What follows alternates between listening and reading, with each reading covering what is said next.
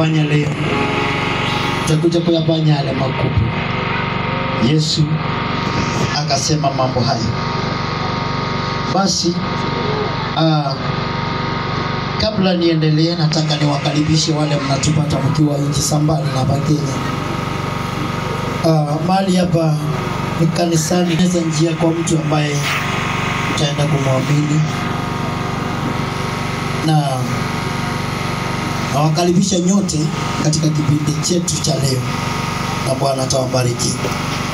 Tunaenda kushiriki katika kitabu hicho cha Mambo ya Walawi, Mambo ya Nyakati chapter 15. Mambo ya Nyakati wa pili, Second Chronicle chapter 15 verse 1 to 19. First Chronicle ama Mambo ya Nyakati 15, mstari wake ni wa kwanza, tutateremka kidogo hapo 19, na Bwana atatubariki. Ndipo roho ya Mungu ikamjia Asala ya mwana wa Hodedi, naye akatoka ili yamlaki Asa, akamwambia, nisikieni Asa na Yuda wote na Benjamini, Bwana yu pamoja nanyi mkiwa pamoja naye, nanyi mkimtafuta ataonekana kwenu, lakini mkimwacha atawaacha ninyi. Basi tangu siku nyingi Israeli wamekuwa hawana Mungu wa kweli, wala hawana kuhani afundishaye, wala hawana torati. Lakini walipomgeukia Bwana Mungu wa Israeli katika msiba wao na kumtafuta, akaonekana kwao. Mstari wa 5. Hata na zamani zile hakukuwa na amani kwake atokaye wala kwake ingiaye, ila fadhaa kubwa juu yao wote wakao katika nchi. Wakavunjika taifa juu ya taifa na mji juu ya mji, kwani Mungu aliwafadhaisha kwa shida zote. Nanyi jipeni nguvu, wala mikono yenu isilegee, kwa maana kazi yenu itakuwa na ijana. Mstari wa 8. Naye Asa aliposikia maneno hayo, yani unabii wa mwana wa Hodedi nabii, akatiwa nguvu, akayaondoa mbali machukizo yote katika nchi ya Yuda na Benjamini, na katika miji aliyoitoa milimani mwa Ibrahimu, akaifanya tena madhabahu ya Bwana iliyokuwako mbele ya ukumbi wa Bwana. Mstari wa 9. Akakusanya Yuda wote na Benjamini na hao wageni waliokaa kwao wa Ibrahimu na wa Manase na wa Simeoni, kwa kuwa walimwangukia wengi katika Israeli walipoona kwamba Bwana Mungu wake alikuwa pamoja naye. Mstari wa 10. Basi wakakusanyika huko Yerusalemu mwezi wa 3 katika mwaka wa 15 wa kumiliki kwake Asa. Wakamchinjia Bwana siku ile katika nyala walizosileta dhabihu za ng'ombe 700 na kondoo 7,000. Wakafanya angano ya kuwa watamtafuta Bwana Mungu wa baba zao kwa mioyo yao yote na kwa roho zao zote, na ya kwamba yeyote asiyemtafuta Bwana Mungu wa Israeli atauawa, akiwa mdogo au mkubwa, kwamba ni mwanaume au mwanamke. Mstari wa 14. Wakawaapia Bwana kwa sauti kuu na kelele na kwa mapanda na kwa baragumu, na Yuda wote wakakifurahia kile kiapo, kwani wameapa kwa moyo wao wote na kumtafuta kwa mapenzi yao pia, naye ameonekana kwao, naye Bwana akawastalehesha pande zote. Hata na Maaka mamaye Asa, mfalme akamwondolea daraja yake asiwe malikia, kwa kuwa amefanya sanamu ya kuchukiza kwa Ashera. Basi Asa akaikata sanamu yake, akaiponda, aliteketeza penye kijito cha Kidroni. Lakini mahali pa juu hapakuondolewa katika Israeli, ila moyo wake Asa ulikuwa mkamilifu siku zake zote. Mstari wa 18. Akavileta nyumbani mwa Mungu vitu alivyovitakasa babaye, na vile alivyovitakasa mwenyewe, fedha na dhahabu na vyombo, wala hapakuwa na vita tena hata mwaka wa 35 wa kutawala kwake Asa. Tuamini tukapate kuomba. Baba, nakushukuru kwa neno hili, kwamba kuna mtu atakutafuta leo na atakuona. Kuna mtu ataamua atafute uso wako na atakuona. Neema yako ikawe juu yake na ufalme wako ukaje katika maisha yake. Usimwache yule Bwana na kulilia leo, bali Bwana ukatende wema wako, maana mapenzi yako ni ya kweli na uwepo wako ni wa amina. Asante maana umesikia na utaenda kutenda. Jesus name we pray. Amen. Nataka tukaone mambo haya ya wafalme. Na watu walikuwa wakati huo walikuwa naongozwa na mtu ambaye alikuwa anaitwa Asa. Salimia aliye karibu na mwambie sasa karibu katika ibada. Ujumbe wetu siku ya leo ni kwamba your work will be rewarded, be strong and don't give up. Amen. Je, ujumbe wetu, your work will be rewarded, be strong and don't give up. Katika maisha ya wana wa Israeli wengi, Biblia inasema waliishi maisha ambayo pengine hayakumpendeza Mungu kwa miaka mingi. Biblia inasema Asa alipokuwa mfalme aliongoza wana wa Israeli, lakini bado walikiwa katika safari, hawakuwa na Mungu wa kweli. Maandiko inasema namna hiyo, na hawakuwa na watumishi wa Mungu wa kweli, na hakukuwa na sheria ama torati zilikuwa zimewekwa wakati huo. Lakini walikaa kwa nchi za kunyamaziana, hawakuwa na Mungu, hawakusikia Mungu mahali, lakini maisha yao yote yalikuwa watu walikuwa wanaabudu miungu migeni. Asa alikuwa katika kipindi hicho, wakaishi sana watu hao. Wakati mwingine waliuliwa, wengi wakangojeka na hawakupata msaada, maana Mungu wa kweli na wachungaji wa kweli hawakuwa wakati huo. Biblia imesema for long time waliishi bila Mungu. For long time hawakuwa na wachungaji. For long time hawakuwa na sheria zozote zile wanaweza wakasema twende tukaabudu Mungu katika mlima ule. Waliishi maisha ya giza for long time. Biblia inasema for long time walikaa kwa maisha ya kuhangaika.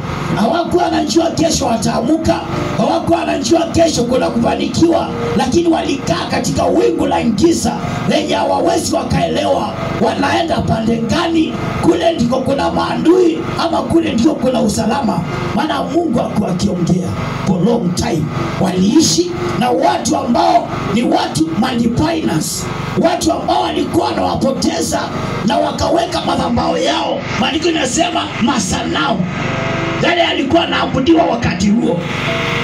Kumbuka Asa, grandmother wake ama shushu kwa jina lingine, alikuwa amewekwa kama malikia.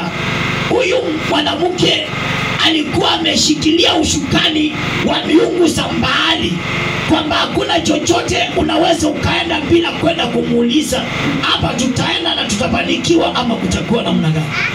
Maana shushu huyu roho yake ilikuwa kuzimu, na mambo yale yote alikuwa anawapatia wana wa Israeli ni mambo ya kuzimu, hayakuwa ni mambo ya Mungu wa kweli.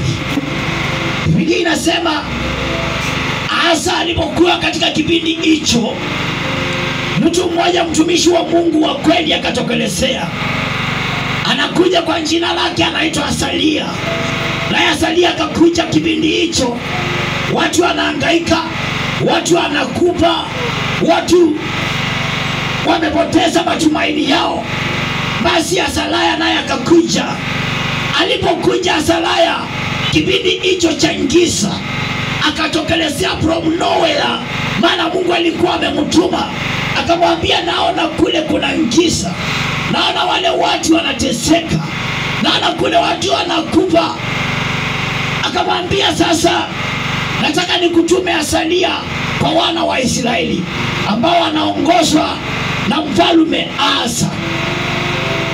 Basi Asalaya akakuja na Roho wa Mungu akamjaza sana, maana alikuwa anaenda kwa mfalme, alikuwa anaenda kwa Rutu.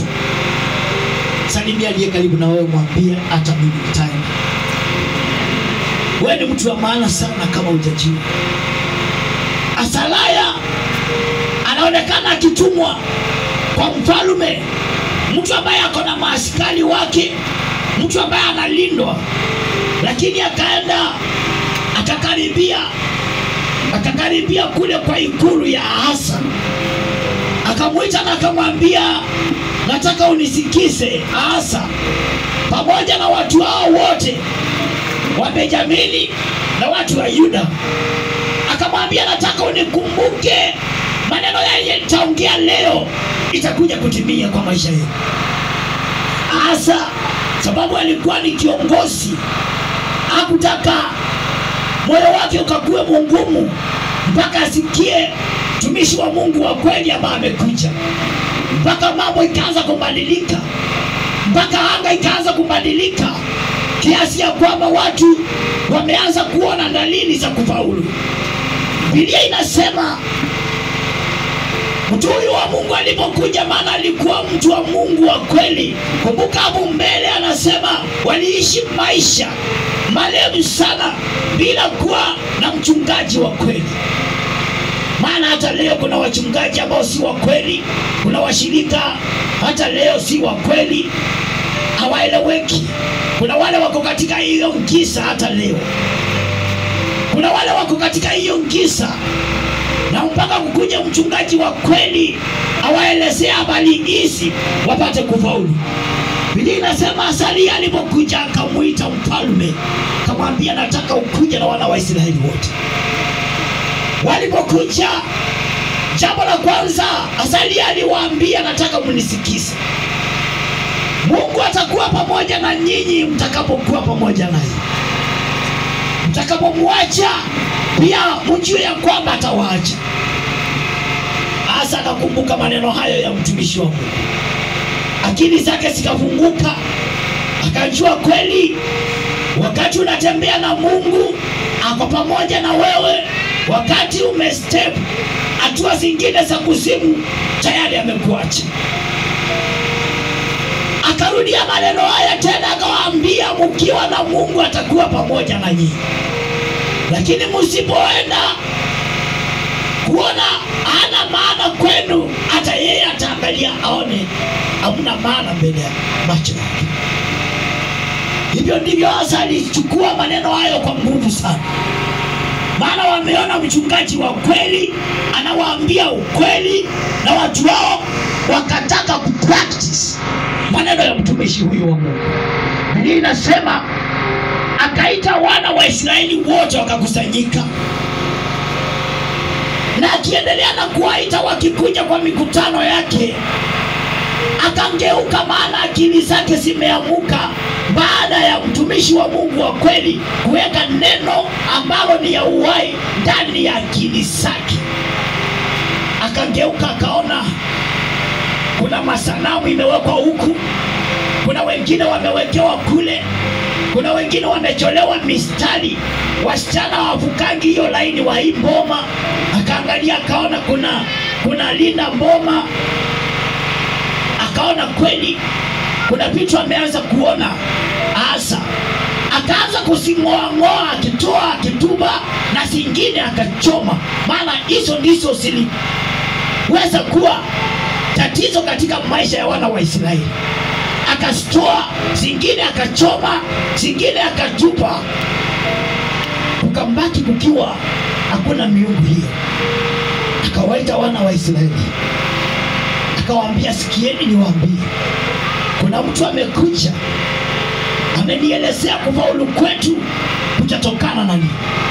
Akawaambia, sikieni, nimesikia mtu huyu akiumbili na akasema tutakapotembea na Mungu atatembea na sisi na hawezi akatuacha, lakini tukimwacha, akasema mtu huyu wa Mungu, pia Mungu atatuacha.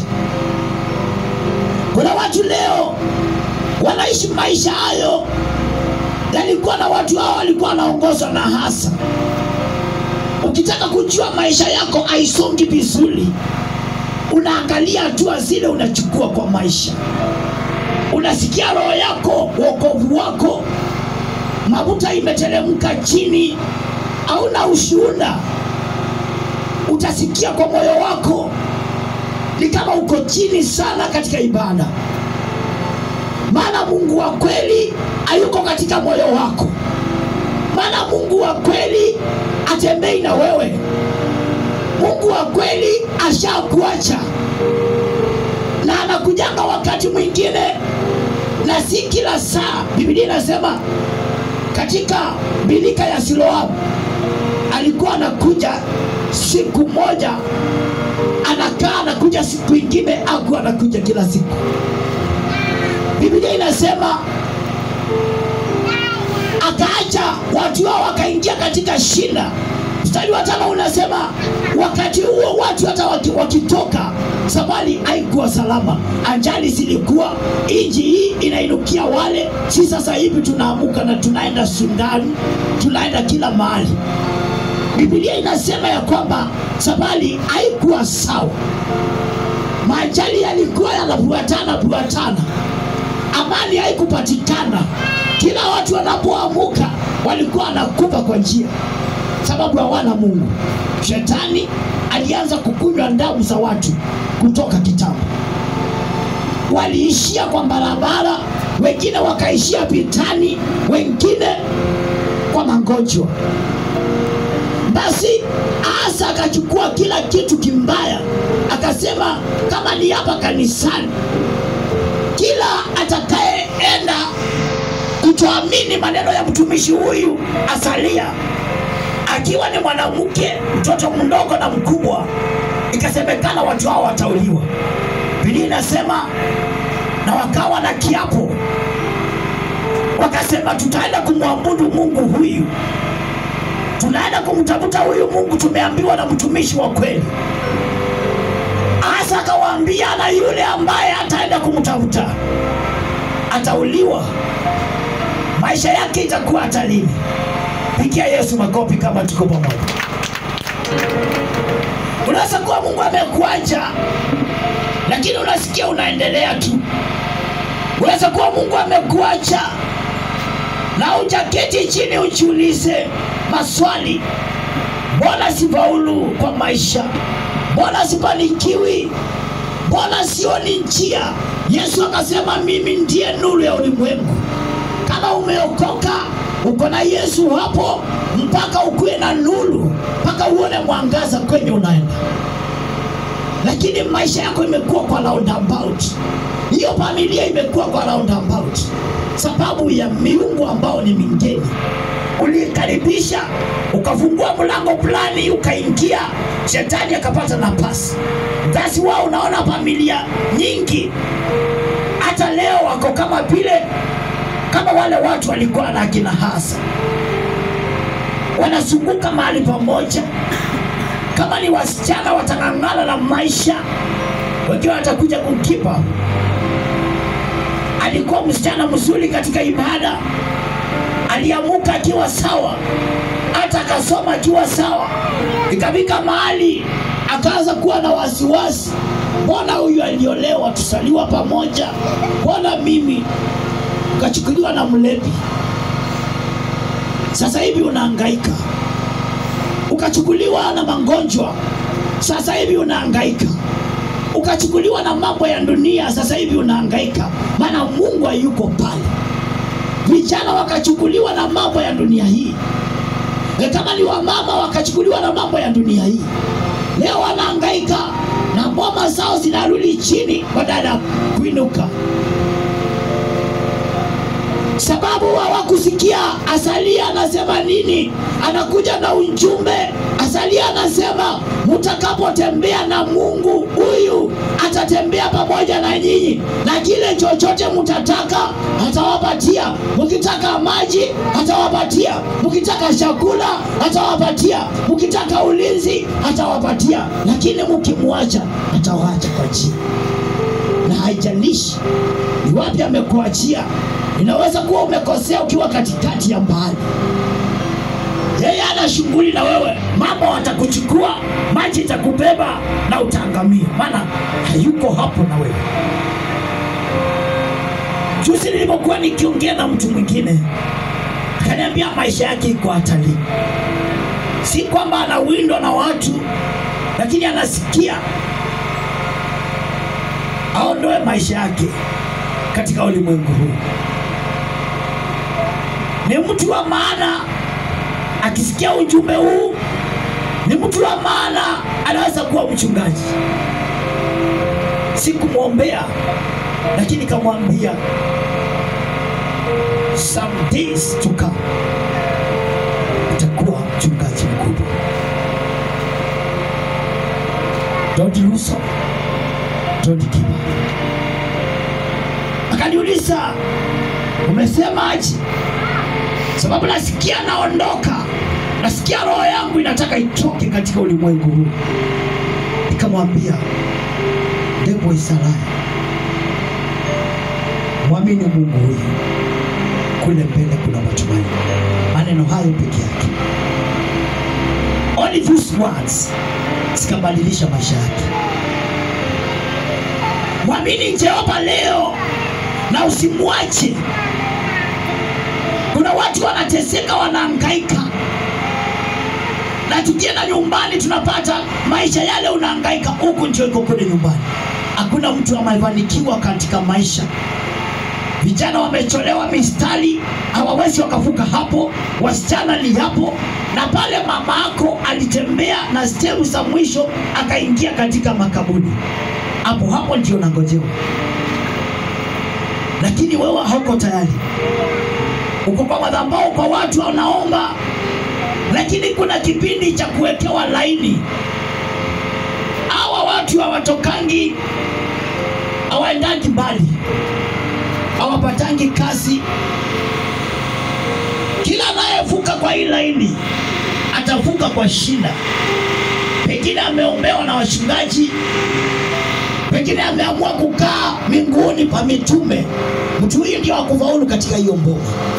Lakini wale wengine wanakuja vizuri, hata kwa shule, hata kwa ndoa, lakini kuna mahali hawawezi wakavuka, maana kuna line ishachorwa. Utasikia ukikaribia kwa hiyo laini, maana mamako alikutangulia, baba akatangulia, ango yako akatangulia, lakini hawakuvuka pande hii. Hii laini inawekangwa na wachawi. Hii laini kuvuka pande hii ni ngumu sana. Sasa wanakuja wakifika hapa wako na pressure, hapa wako na sukari, huku ni majani. Sasa kuvuka kwenda kwa huku, kiwango hiki kwao akionekanangi. Wanakubianga kule sababu hawana Mungu, hawana protection. Sasa mpaka ukuwe mtu wa hatua, uanze kuwa mtu wa maombi every day. Uamuke mapema ukaombe. Uamuke mapema kabla ya jambo lolote kufanya. Nataka nikuonyeshe njia ya kufaulu. Ndio kanisa hii kainuke. Maana kanisa hii inategemea nyinyi wale mnafanya kazi. Sababu leo unapata pesa na kesho hakuna. Sababu kazi ya Mungu haujaiweka katika maanani. Kila kitu ukipata kinaondoka. Unabaki ukiwa maskini, unabaki ukiwa ni kama ulikuja Nairobi jana. You have nothing. Umaskini unakufuata, magonjwa yanakufuata, sababu already ushaachana na Mungu. Samani walikuwa wamekushika mkono na mnatembea pamoja. Kabika mahali ukaacha mkono, kumshika Mungu, utembee na yeye naye akakuacha. Akachukua hatua mbili hivi, akapata mwingine pale alikuwa analia. Akapata mama katika kisima cha Yakobo. Akamwambia, mama, kama utanikubali, leo hii nitakupatia maji ya uzima wa milele. Hautarudi katika kisima hiki cha Yakobo. Hautarudi tena kubebana na mitungi.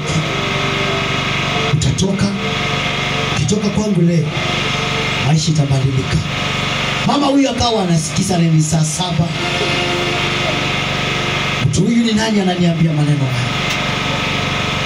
Mama akasikia habari za mtu huyu. Akanyamaza na akamuuliza, na wewe ndiye mkubwa kuliko baba yetu Yakobo?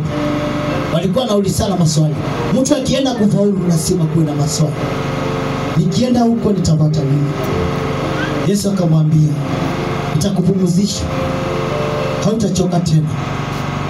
Mama huyo akaanza kuchukua ibada, akaanza kuruka zile laini, akapanda huku juu, akaona mwangaza, akaanza kuona mbingu zimefunguka.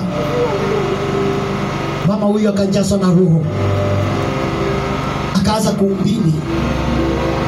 Akaenda katika kijiji hicho, akaambia watu, kujeni muone, njooni muone mtu ameniambia mambo ya yote.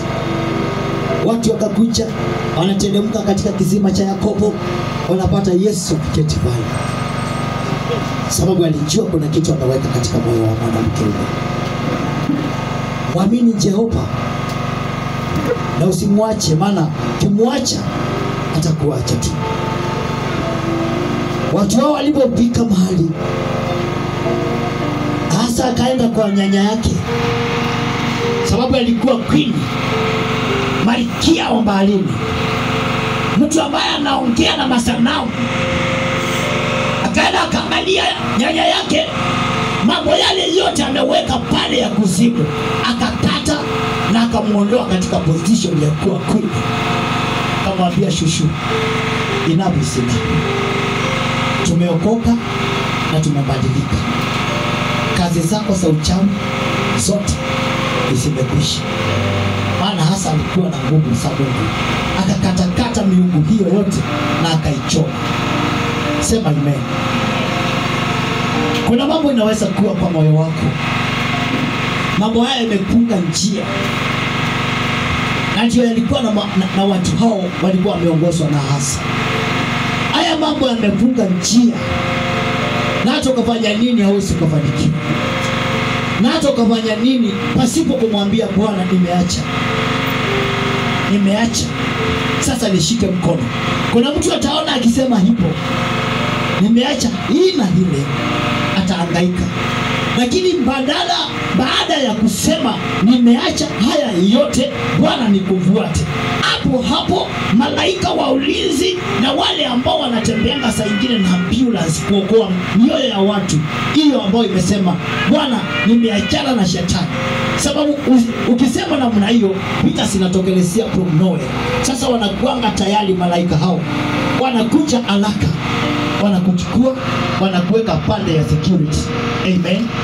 Na mwingine anasimama hapa akiwa na upanga kuzuia wale umetoka kwao wasikuje kuingia pale. Kule unaenda unaoshwa, unapewa mapasi mapya, unabadilika, unaelezewa wiki moja huko ukitaka kufaulu, kianza kuomba, anza na worship. Ni wewe Yesu, ni wewe Mwokozi wangu. Unaelezewa kule, ukienda vitani unamuita. Sasa anakuja, anashuka asikie. Kumbuka Bartimayo alikuwa na sauti, alikuwa akiitana, Yesu mwana wa Daudi ni leo. Akasimama Yesu. The moment umeamua kuacha njia zile za giza, useme leo, Bwana nimeacha kumtumikia shetani. Maneno hayo ukinena, dakika hiyo malaika wa ulinzi wanatokanga haraka, wanakuchukua, wanakuweka kule unastahili kukaa, maana umekiri kwa kinywa chako. Lakini leo kanisa inahangaika, wamama wanateseka, sababu namba kubwa ya wanaume wale wamewaoa hawako kanisa. Shukuru Mungu, naona wewe unatembea na mzee wako kanisa, sababu namba ya wanaume sasa tunafungua. Ukienda kule wale wanachomwa ni wanaume, wale wamechukua pikipiki ni wanaume, wanauliwa. Hapo juzi tukapata kijana anachomwa pale, naweka time. Nikaona namba hii inaenda yanakufungua, sababu yanang'ang'ana kwa vile vyovyote vile haokolee familia yake, lakini na roho. Biblia imesema hakukuwa na usalama. Sasa kama wewe msichana unatamani saa nyingine kuoleka, anza kuomba mapema. Umwambie Jehova nchi, usiwahi nipatia mtu wa kukaa kwa nyumba, maana maisha ya watu wao inahotewa. Tuandamane na yeye tukaingia kanisani, safari yetu ikaanza pamoja, lakini kule kwa kuisha wewe Bwana unachia. Maana kuna mtu atakupa kwa njani, siku zake sikivika kulingana na vile ameambiwa, vile Mungu amepanga. Kuna mwingine atangojeka, saa ya mwisho kule inategemeanga vile Mungu. Bibi anaweza kuwa kwa hospitalini na wewe umeenda kumwandalia uji mpelekee. Kienda kupanda ngali kwenda, usikie daktari akikwambia unfortunate. Hakukwambia chochote mke wako, hakukwambia kwa hiyo M-Pesa yangu kulikuwa na 2,000 chukua, umepata mimi. Alikuwa ni mzee wako, hakukuelezea, maana umeng'ang'ana asubuhi umpelekee chakula. Lakini asubuhi, sababu watu wanaendanga hapa saa 9, saa 8, daktari anakuambia unfortunate. Umempoteza mpendwa wako. Sasa utalia ukiuliza, kuna mambo tulikuwa tumepanga, hakuniambia huku tutafanya nini. Sasa unaachwa kwa giza. Lakini ukiwa na Yesu atakusaidia. Mungu wetu ndiye baba ya watoto wale mayatima, mama wajane, na hata wazee wale wanaomlilia Bwana. Unaweza kuwa uko hapa, maisha iko katika giza kabisa, you have nothing to do, umefika mwisho. Ukiona familia yako imefika mwisho, what you need is only God. Aingililie hapo katikati. Watu hao walipoitwa walikuwa na kiapo, na wakasema kama kuna mtu ataturudisha kwa kule tumetoka, na auliwe. Tumwabudu Mungu. Biblia inasema walipoelewana namna hiyo na wakala kile kiapo, macho yao ikafunguka, naye Mungu akakuja. Hakuwa mbali. Hata leo Mungu hayuko mbali na mtu ambaye ataamua akuwe na uamuzi wake. Mambo haya mengine inakuwa kwa secret ya moyo wa mtu. Hawezi akasema hapa, lakini kwa moyo anaumia. Umesungukwa na maadui. Unapokwenda pande ile unapata mauti. Unapoenda kule kuna njaa. Unapoenda kule kuna kudharauliwa. Kwa Yesu kuna amani. Nimekuja nikuambie kwamba your work will be rewarded. Be strong and don't give up. Wewe unaosha kanisa, wewe ni mtu wa praise and worship, don't give up. Mtumainie Jehova katika kila hali. Unalipanga nyumba hii, don't give up. The time will come. Bwana kwambie, hii ndio zawadi na malipo yako. Wangapi tuko pamoja? Kazi ambayo unachukua leo, ichukue kwa mikono yako miwili. Mark chapter 1 kutoka nisome. Tunaenda kumalizia na kuambia usimwache Mungu maana ukimwacha ataenda kukuacha. Watu hao walielewana, wakawa na kiapo, kutayarisha maisha ya mtu. Mark chapter 1 and verse 35.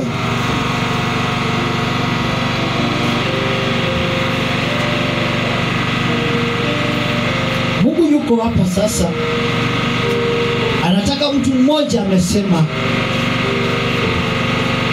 nimepata mchungaji wa kweli Asalaya, na nimesikia kule kumwacha Mungu kuna hatari.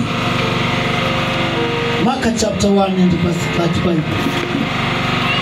Hata alfajiri na mapema sana akaondoka, akatoka akaenda zake mahali pasipokuwa na watu, akaomba huko. Kabla ya mambo yote, kabla hujaenda kazini, amka sana mapema, peana mambo yako. Yesu mwenyewe alikuwa anatoka kwa nyumba hiyo, kusoma kwa Kiingereza. Anatoka kwa nyumba yake, anaenda kuomba, anapeana maisha yake. Mwambia Bwana, kama kuna watu wako kinyume na maisha yangu. Hiyo ni masaa ya asubuhi sana, alfajiri, kabla watu hawajaamuka. Ukiamuka tu namna hiyo, usifikirie kwenda kukimbia kwa chai sababu naenda kazini. Hapa saa 9 saa 10 umeamuka, unataka kumuona Mungu katika mambo yako. Amuka, unaweza ukashuka chini kwa magoti yako, umwambie Bwana, nitengenezee njia, nipe mkate wa leo, maji ya leo, mavazi ya leo. Bwana, ninaondoa kila chochote kiliwekwa na wachawi usiku nilipokuwa nimelala. Niondolee vita, niondolee kisilani. Hiyo ni masaa ya asubuhi kiamuka. Piga kila njia yote ikuwe sawa. Tembea kule unaendanga kazini, hapo kwa hiyo area ya unafanyia kazi, itakaze kwa jina la Yesu Kristo kwa maombi ya asubuhi. Baada ya wiki 2 utaona mafanikio. Wale mnatafuta kazi, amuka mapema, mwambie Bwana, nimekuwa nikiosha kanisa, nimekuwa nikienda kwa madhabahu mapema. Bwana, leo naenda kutafuta riziki yangu. Na unajua kweli Bwana mabwana, sina chochote kile naweza nikakutumikia, lakini kupitia kwa maombi yangu ya asubuhi mapema, kabla sijafanya jambo lolote, nitengenezee njia, nikutanishe na watu wa maana, nikutanishe na watu wa baraka. Sasa ukiamuka, utapata already wale malaika wanakulinda, washatengeneza njia na wataongoza hatua zako mpaka kwa kampuni hiyo unataka kwenda. Usikie, tunataka kuongezea watu 3. Wewe na mmoja wa wale unaingia kazini. Ukiingia huko, kabla waanze kazi, unaomba kwa kimoyo. Asante Bwana, Bwana nikukumbuka. Amen. Sasa utaanza maisha vizuri na Bwana atakuonekania. Leo nataka niongeleshe moyo wa mtu ambaye ako hapa anahangaika sana. Biblia imesema Mungu aliwaletea shida kubwa. Masaa mengine si shetani. Mungu atakuja alete masumbuko. Unasumbuka, usumbukane mpaka ukuje kusema, I surrender before you. Tell me what you want now. Kuna hali utapitia, kuna hali Mungu atakupitisha. Sasa si shetani. Maandiko imesema Mungu aliwaletea kila hali yote ya mahangaiko, aliwaletea. Hawakupata amani mpaka waende waketi chini, wajiulize ni wapi tumekosea. Kuna masaa hayo Mungu hufanya kazi hiyo.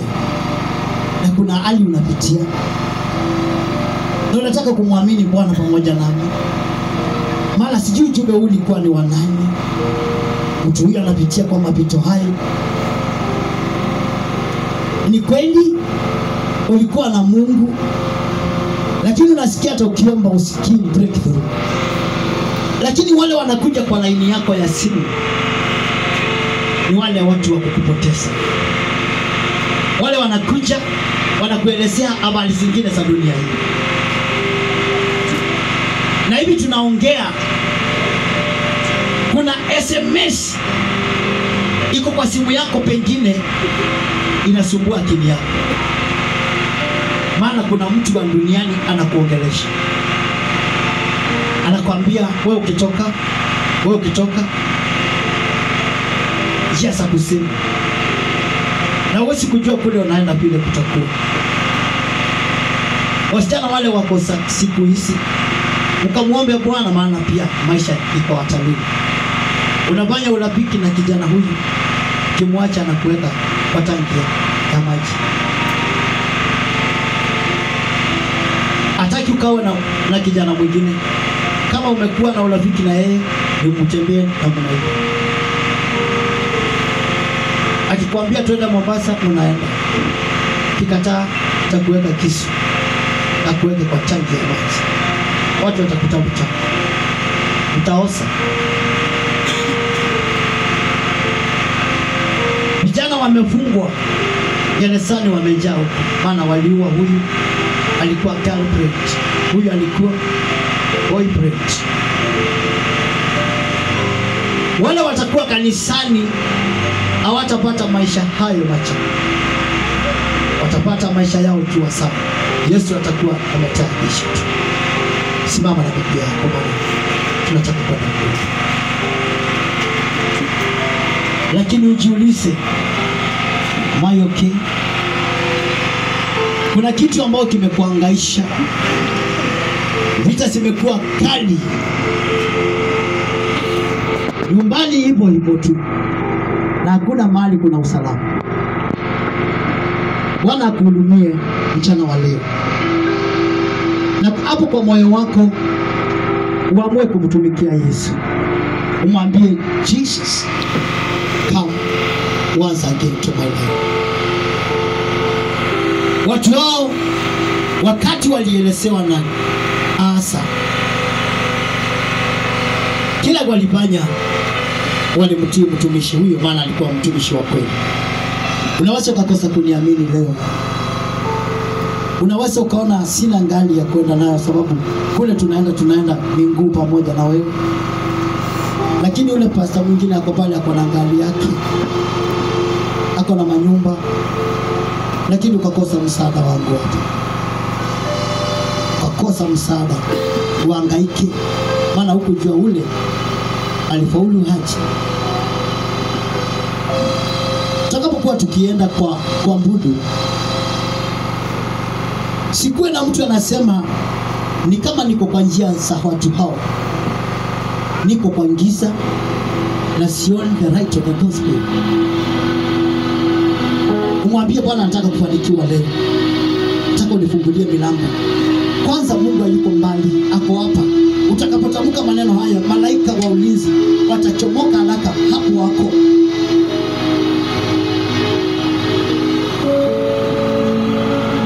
Na watakuja wakuchukue, watakusaidia, watasimama na wewe. Na wale walikuwa wamechimba makaburi kuhusiana na maisha yako,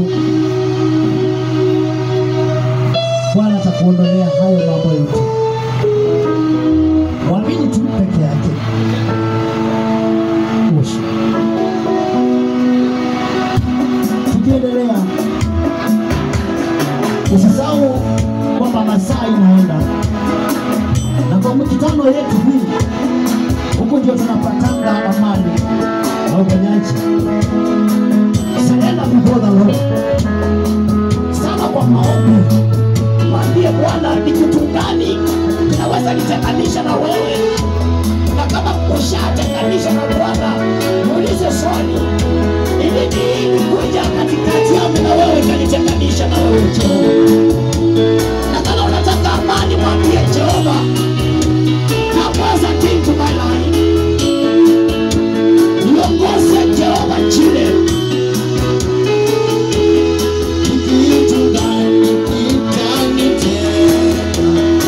Uso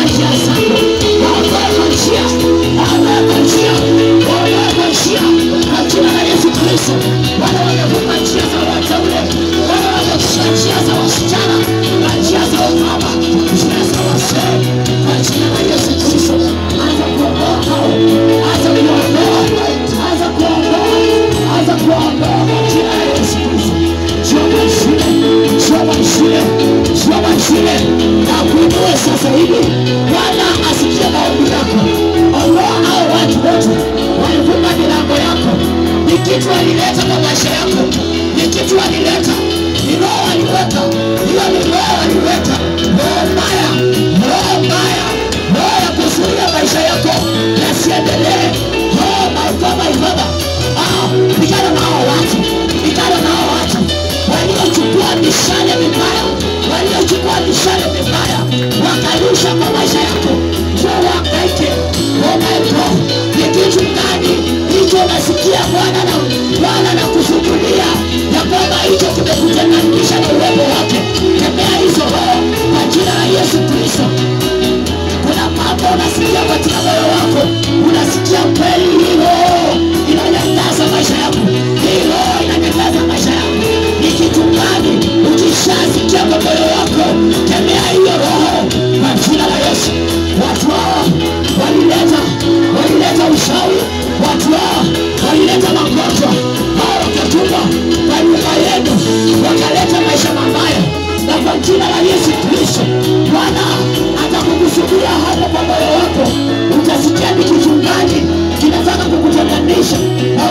Jehova Jire, hicho kitu kisikia, Baba Yesu wako mahali hapa, anakuambia mwanangu, hii roho inakutesa, hii roho inakutesa, ikemea kwa jina la Yesu.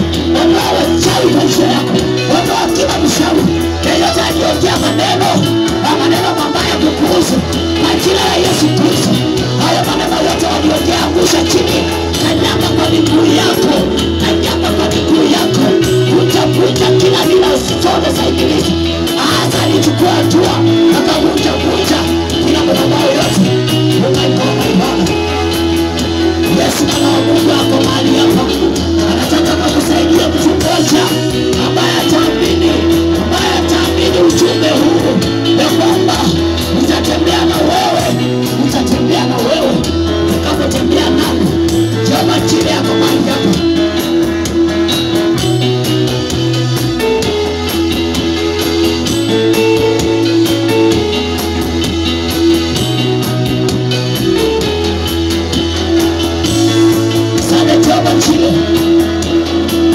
Jambo hilo unasikia kwa moyo wako, ndio hiyo roho unasikia, ndio hiyo huo ujumbe unasikia, ndio huo.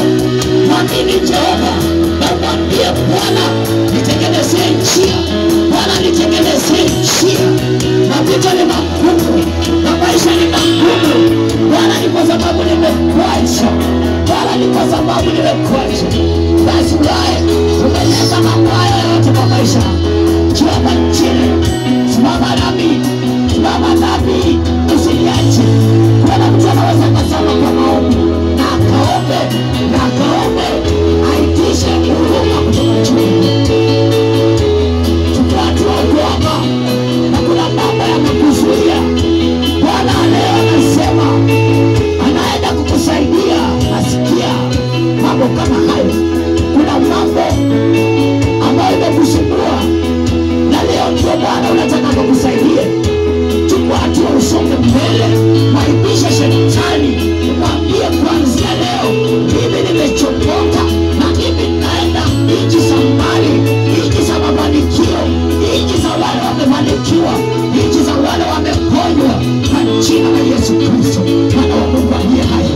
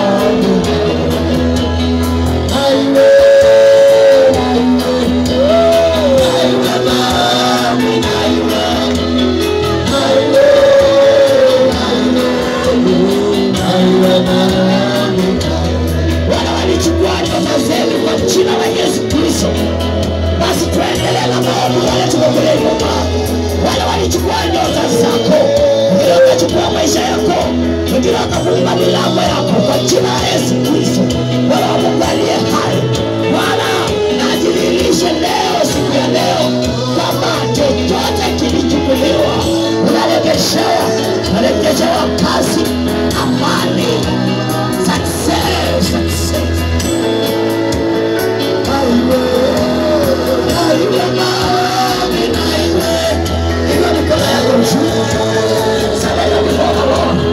Wale watu walinyenyekea mbele zake Jehova, na wakaamini ya kwamba chochote kile watakayoomba watapokea kwa jina la Yesu Kristo. Watapokea kwa jina la Yesu Kristo. Bwana wa Mungu aliye hai, naye akutetee. Na iwe maombi kwa jina la Yesu Kristo.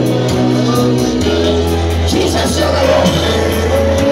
Msichana huyu hapo mbele yako, waya madhabahu, Jehova njile msaidie sasa hivi. Bwana mtetee hali ambayo anapitia, ambayo Bwana ipatie amani. Naleta amani kama mchungaji wa kweli. Jehova ukamsaidie, ufungulie milango na madirisha ya mbinguni. Bwana umwagie baraka zako, Bwana unastahili. Bwana nakemea kila roho ambao inaweza kwenda kutenganisha na nguvu zako. Nakemea kila madhabahu yote ya giza kwa jina la Yesu Kristo.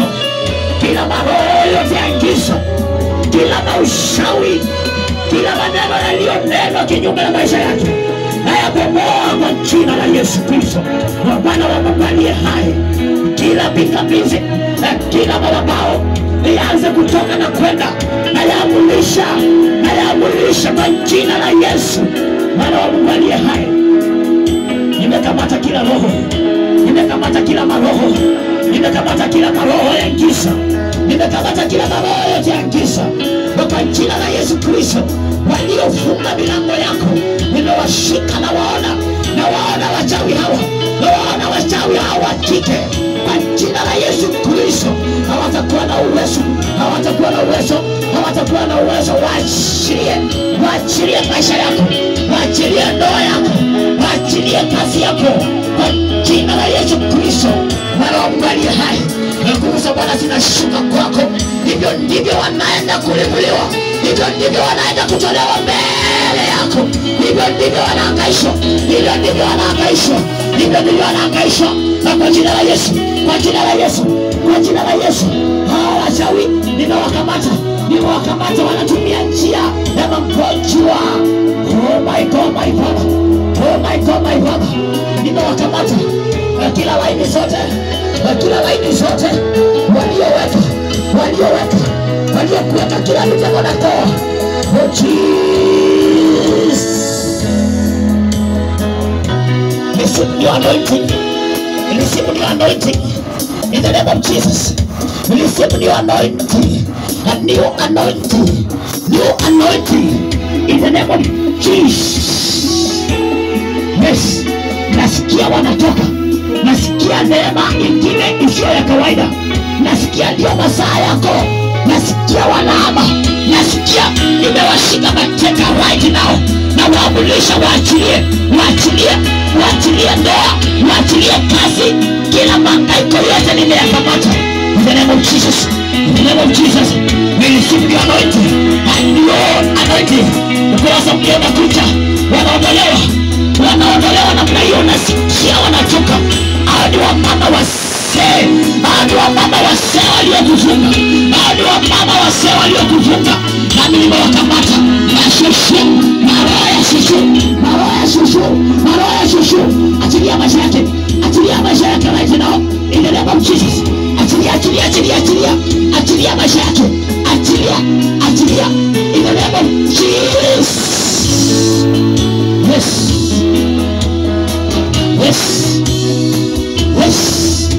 Na watuma malini, hivyo ndivyo mmemwangaisha. Jesus, come now, malaika wa mbinguni, vitali zenu sasa, vitana na hawa washawi, kwa jina la Yesu. na kuletea amani. Kuanzia dakika hii kuwe na amani sasa. Jina la Yesu naliandika katika uso wako. Yeyote atakaye tuma mishale mingine kama hii, hao wote Bwana atapambana na wao kwa jina la Yesu Kristo. Nimekurejesha amani na mambo yote yale shetani alikuwa amechukua. Nimekureteshia, fanyika mtu mkubwa kuanzia leo. Amani ya Bwana iwe nawe, damu ya Yesu utakase. Jesus mighty name. Unaweza, unaweza, Bwana unaweza.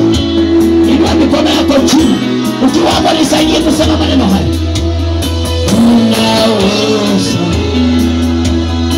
unaweza, Bwana unaweza. Hakuna kama wewe. Unaweza, unaweza, Yesu unaweza. Hakuna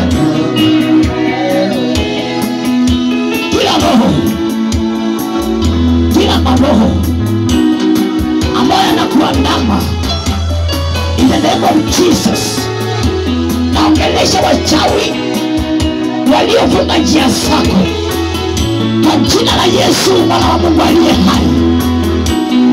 Maneno walionena kukuhusu leo nimeyashika mateka kwa jina la Yesu Kristo mwana wa Mungu aliye hai.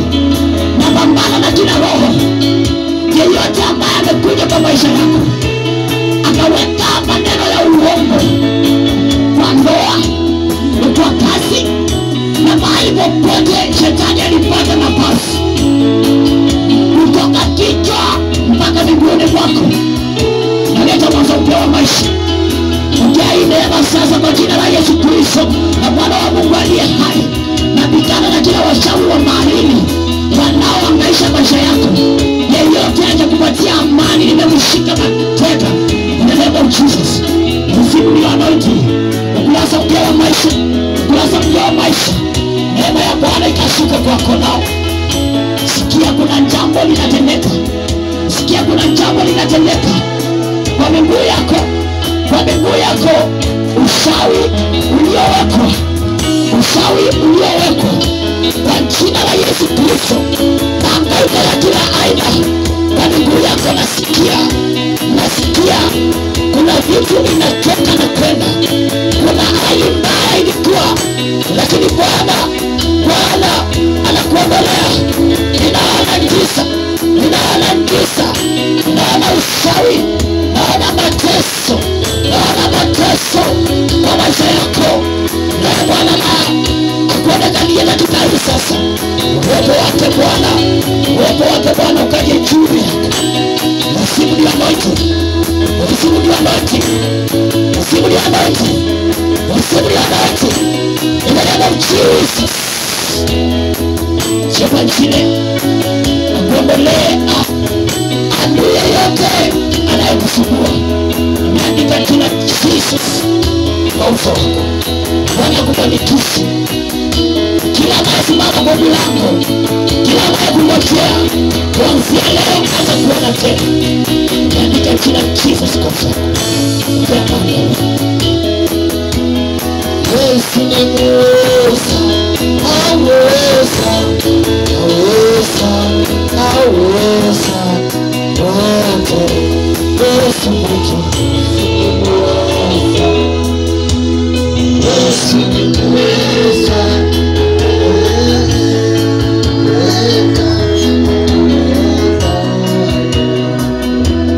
Bwana kuondolee mahangaiko, Bwana kuondolee mateso. Kuanzia wakati huu, amani ya Bwana itawale njia zako. Ubarikiwe na ukafaulu katika kazi, katika njia zako, na kuambia ufanisi success. For the rest of your life, Jesus.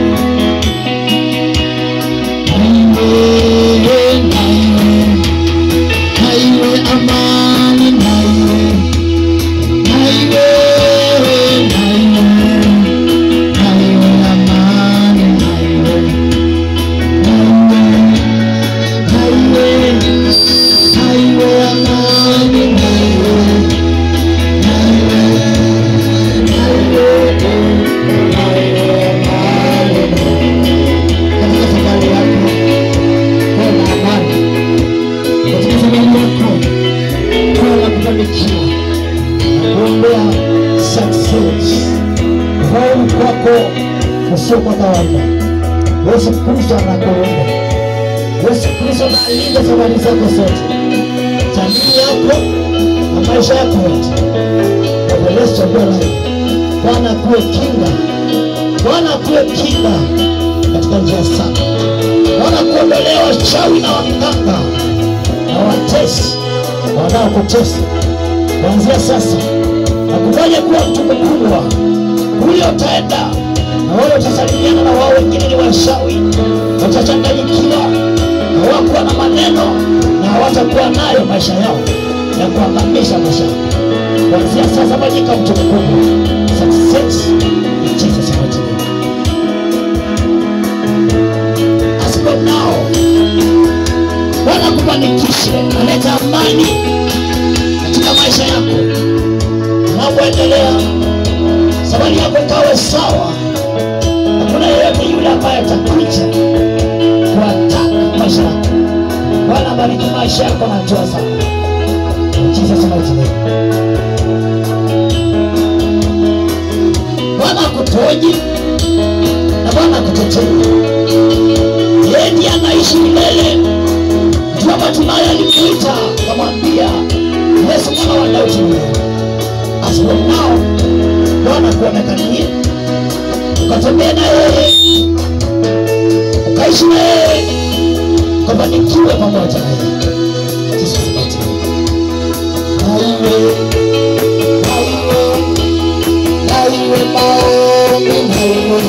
Sema ni shule ya kusaidia chochote kile utahitaji katika maisha. I bless you in the name of Jesus. Napokea neema ya Bwana isiwe na kipimo. Utakushukuru Mungu miaka yako yote. Bwana kuombelee katika njia wachawi na waganga, akufanikishe. Bwana kutetee, akupatie success isiyo kawaida. Kama vile Asa aliondoa miungu migeni, Bwana kuondolee miungu migeni katika safari yako. Akufanikishe, akupatie success isiyo ya kawaida. Kuanzia leo milango ifunguke, milango ya amani na baraka, milango ya kazi na kile unamhitaji Bwana kukuona. In Jesus mighty name. Katikati ya miungu hakuna Mungu mwingine kama wewe Bwana. Katikati ya miungu hakuna Mungu mwingine kama wewe Bwana. Kama wewe Bwana. Kama wewe Bwana. Nabariki maisha yako utotoni na kule utaenda kusweka wachawi wasiwaliona maisha yako. Bwana kupatia success, fanisi mkubwa. Jehova akutendee mambo makubwa. Bwana akuponye na kuondolee ndoto mbaya. Bwana akusaidie. Kuanzia leo kuna wachawi na waganga watakaye kuja tena kwa maisha yako. Nimeandika jina Jesus kwa mikono yako na kwa mwili wako. Bwana aonekane kwa maisha yako.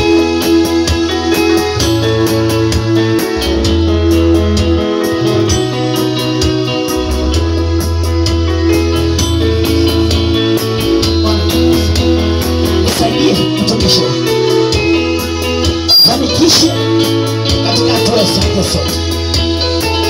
Yesu Kristo, wewe ndiye kufaulu. Wewe ukawe kinga katika njia zake. Kama kuna yeyote atakayeinuka kinyume na maisha yake, Bwana hataenda kusimama ajitetee mwenyewe, bali wewe na malaika watasimama na kumtetea. Maisha yake yote yawe salama na wewe, yawe salama na wewe. Njoo utetee kasini na mahali popote atakapokwenda. Bwana mtangulie. Thank you Jesus. You are the King. Bwana wa mabwana, mtumishi wako wako mbele yako. Muondolee mahangaiko, muondolee wale wanamtesa, muondolee mambo yote yale yanaweza kuwa yanampata na yale yamepangwa. Kuna utaweza kukadiria na maisha yake vile wataenda kukuangusha. Lakini Bwana leo amepata msaada wako, maana hakuna silaha ambayo imetengenezwa kinyume na maisha yake itakayoponya. Yeyote atakayeinua silaha kumuhusu, silaha yake ya ushauri na uganga, Bwana utainua silaha ya moto, utawachoma washauri, utawachoma watesi wake. Msaidie utakapokuwa kutoka katika mambo haya, mpiganie kwa njia za juu sana, maana Bwana hapa tutakuwa na shukrani kwamba amekuona. Jesus wetu, simama na miguu yako sasa.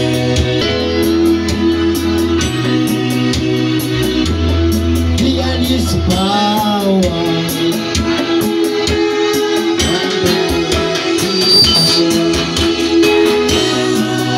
Shika aliye karibu na wewe mkono.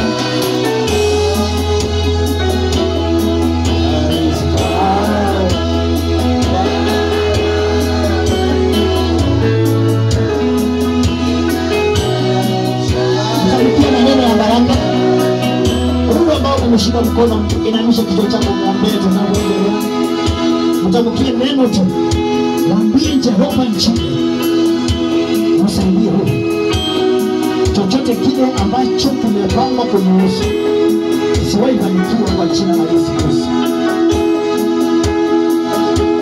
Ukiwa umeinamisha kichwa chako, wacheni tukaombe pamoja. Baba, nakushukuru na tumeona kuna watu walikaa mbele ya Mungu wa kweli na wakakaa maisha mabaya. Wakati huo Bwana haukuonekana, lakini wakati Azalia alikuja akaongea maneno ya ukuu wako, walikugeukia na wakaona nchi nyingine ya amani na baraka. Watumishi wako ambao wako mahali hapa na wamesikia neno hili, badilisha mioyo yao, badilisha hali ambayo wanapitia.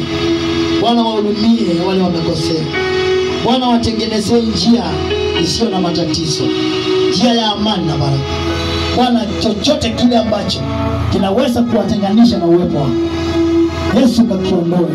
Leta amani katika watoto wangu hao umenipatia. Usikuwe na mmoja wa kwenda kuhangaika, usikuwe na mmoja wa kukupa mapema. Nimekataa maroho ya mauti kwa jina la Yesu Kristo. Bwana wafunike na damu yako. Yesu Kristo wafunike na damu yako. Bwana tukaishi pamoja, Bwana tukaishi pamoja, tukakuabudu, tukafanye kazi yako Bwana mpaka usehemu wetu. Yesu Kristo waondolee vita vyote, maana Yesu Kristo tunakutegemea wewe. Asante maana umesikia, utatulinda, utanilinda kama mchungaji, utalinda watoto wao wote umenipatia, pamoja na kazi zao zote.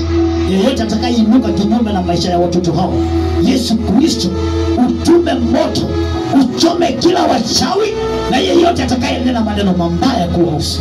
Yesu Kristo, mahali hapa tukafanikiwe, mahali hapa tukapate success kwa jina lako Yesu Kristo. Asante maana umesikia na utaenda kutenda. In Jesus name, amen.